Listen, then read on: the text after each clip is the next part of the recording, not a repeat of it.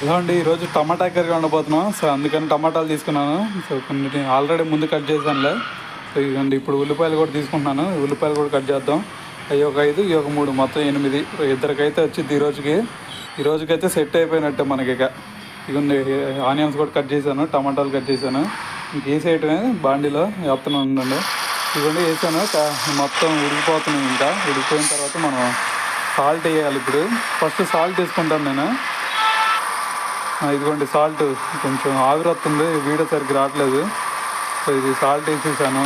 దాని తర్వాత కొంచెం మసాలాలు వేద్దాం. ఫస్ట్ కొరియాండర్ మసాలా వేద్దాం. ఇదిగోండి కొరియాండర్ మసాలా ఇది. సో దీని తర్వాత మళ్ళీ మనం కారం ఎన్ని వేసుకోవాలా. సో ఇది కారం వేసాను. సో దాని తర్వాత మనకి గరం మసాలా ఇవన్నీ ఉండే, చికెన్ మసాలా కూడా ఉంది మన దగ్గర. సో అవి కూడా కలిపేద్దాం దీంట్లో. అన్నీ కలిపి పెట్టేస్తున్నాయి అన్నీ. ఇదిగోండి ఇక్కడ కొంచెం ఇది గరం మసాలా అనమాట. సో దీని తర్వాత అల్లం వెల్లుల్లి పేస్ట్ కూడా వేద్దాం. ఇదిగోండి అల్లం వెల్లుల్లి పేస్ట్ కూడా వేసాను.